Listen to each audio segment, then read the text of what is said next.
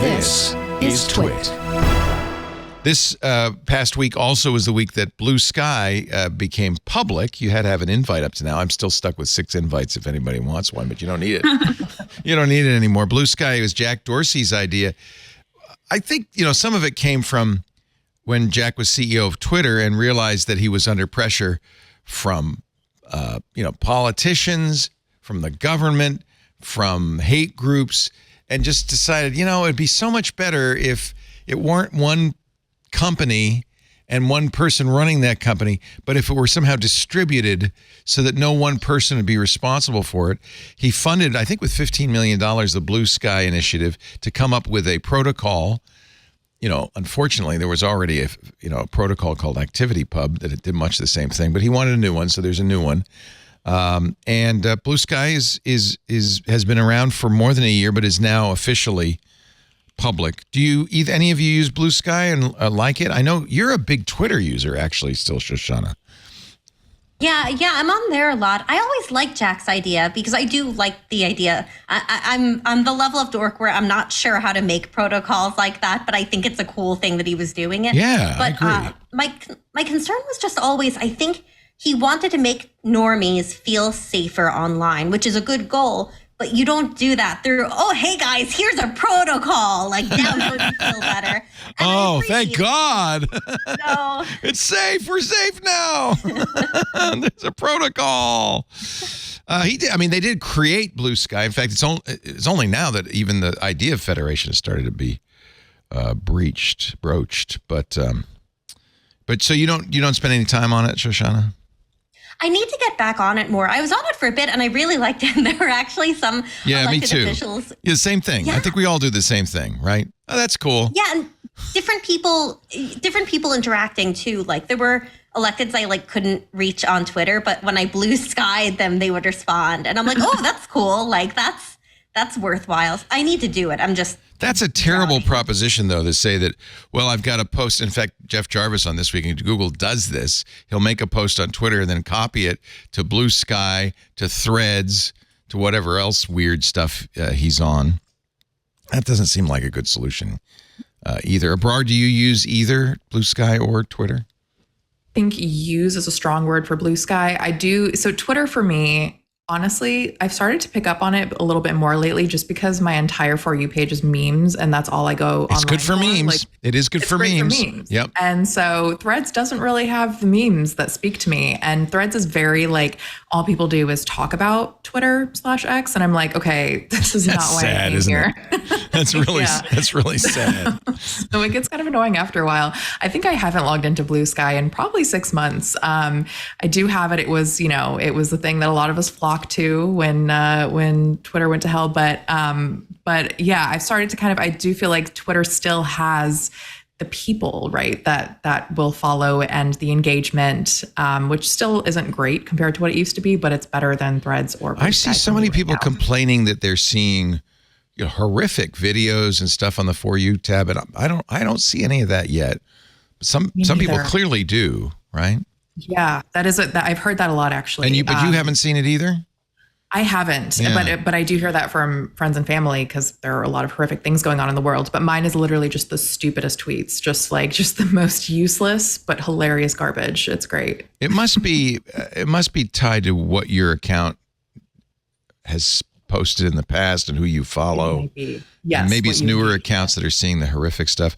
Look at what's on my For You page. Shoshana Weissmann. When you're an adult looking for a specific chord, I finally found it. Also 40 other chords and 2 fire sticks. That's good. I like it.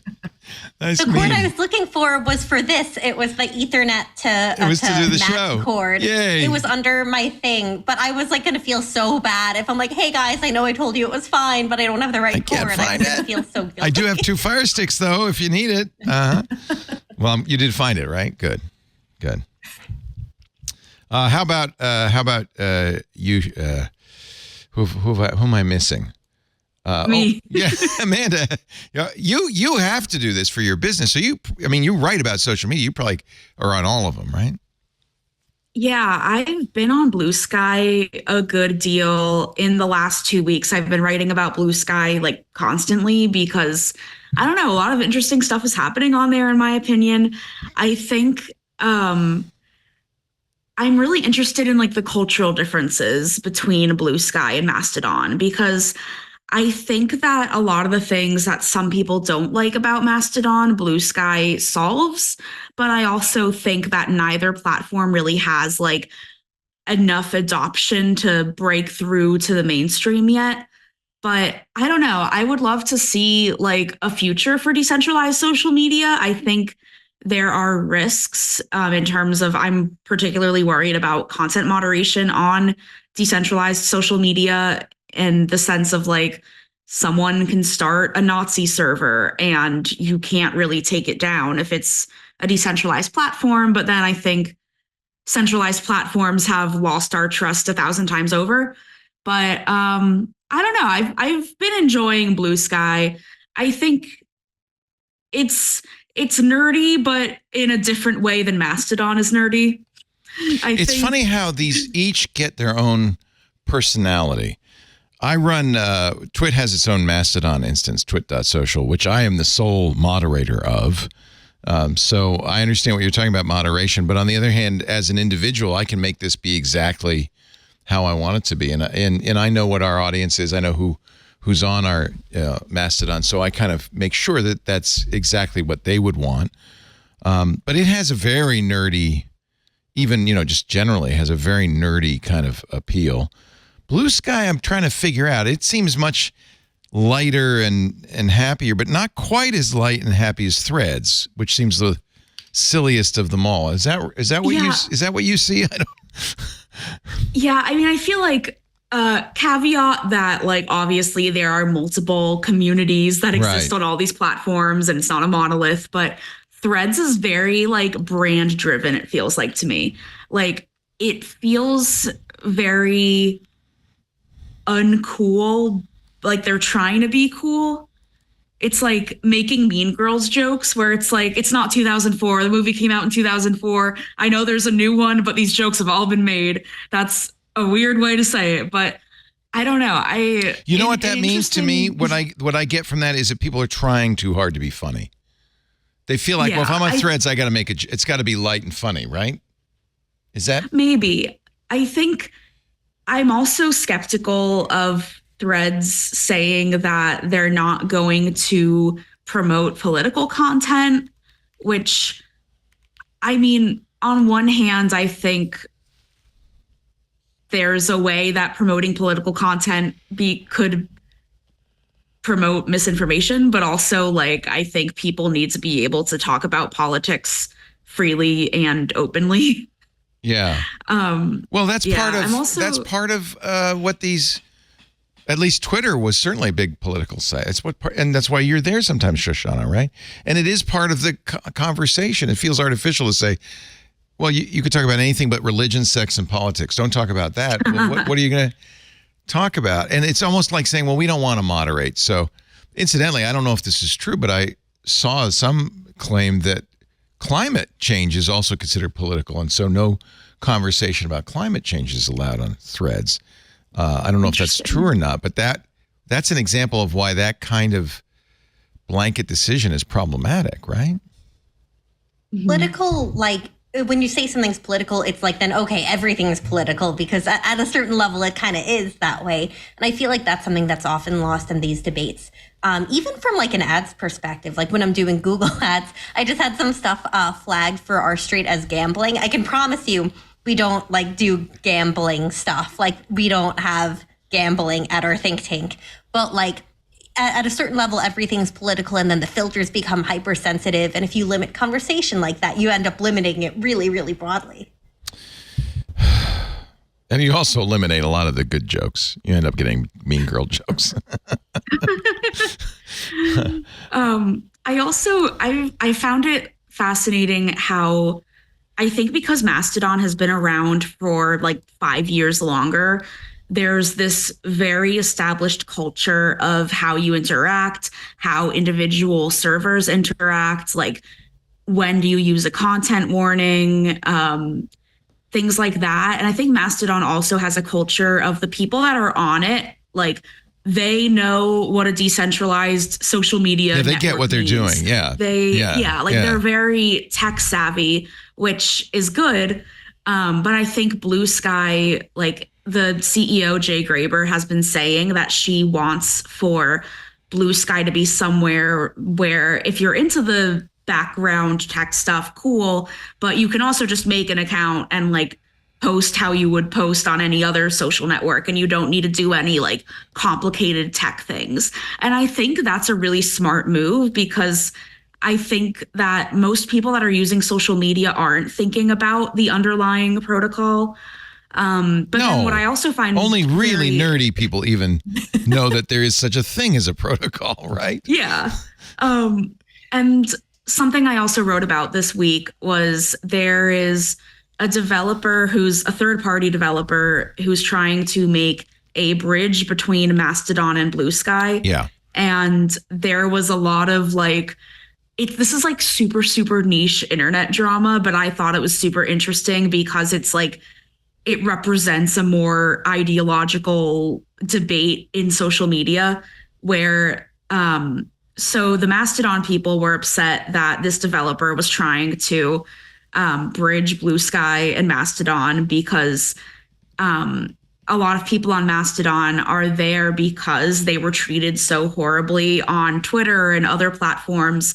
And so they're very sensitive, and rightfully so, about like who is seeing their content. What does it mean if people on Blue Sky are seeing their posts that they're not expecting to see them?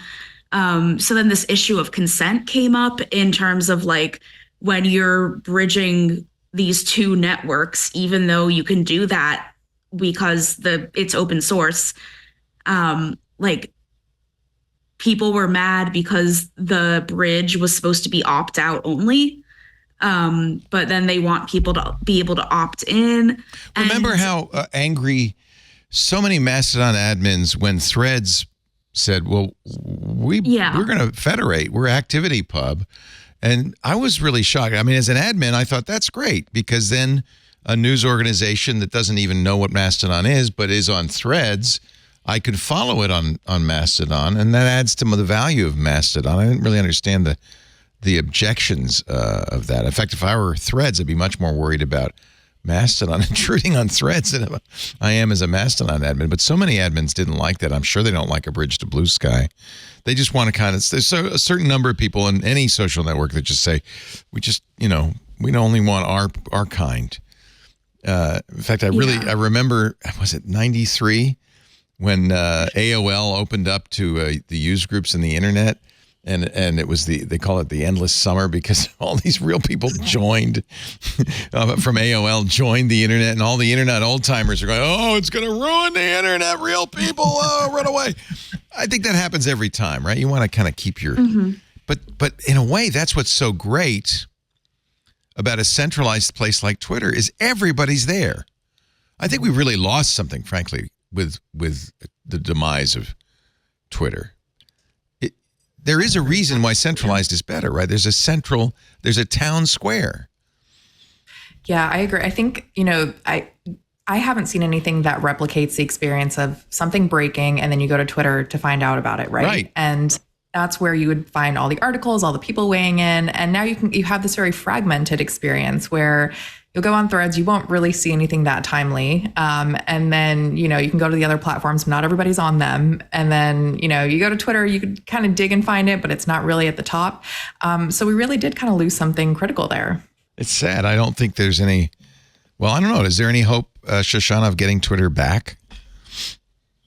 I don't know. It's weird because my experience has been very strange. Weirdly, the algorithm kind of favors me now, which I keep seeing you in my For You feed, by the way. Right? Like, it's so weird. And I don't know why, because I criticize Elon plenty. Like, it's not my thing, but when it is a thing I want to say, I'll like say it and stuff. But it's so strange. So I think, I don't know, if he sold it to someone who didn't suck as much, I feel like it could really bounce back, but I don't know I don't think anyone understands what his plans are. So I'm not really sure, but it's kind of still there. It's hanging on. And I feel like you just got to get someone normal in charge. I think we thought it would be gone long before now, right? We thought I thought so. Yeah, he's driving into the ground, and it survived quite well.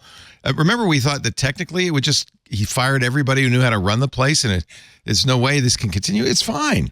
By the way, I just have a question for you, because this is one of your more recent posts, Shoshana. Me reading bills, and then it's an Indian chief, and he's got a tear. Now, I know the source of that image, but I'm wondering if you do. Yeah. He was an Italian guy. I only learned about that a couple of years ago. That's why I'm okay using the GIF. Because it was an anti-littering campaign. And it's supposed to be this great Indian chief looking at what you've done to my land. But he's Italian. It's actually wild. When you see it, you can kind of see him in The Sopranos, really. If just a little change a little bit of the hairdo. And it's so funny when I see something like that, because I'm old enough to remember that ad campaign. I know you're not, for sure. You weren't bored till 30 years later, but you do. I'm glad to know you know the genesis of the memes. Oh, thank you. Yes. You got to know the meme genesis. You got to know. Hey, thank you for watching this little snippet from our big show, the News Roundtable This Week in Tech. I'm Leo Laporte. Each week we cover the week's tech news, in-depth analysis, but it's also fun and engaging. You'll find it at twit.tv along with all of our shows. And if you want more, just hit the subscribe button, and we'll be sure to bring you a lot more great content. Thanks for listening.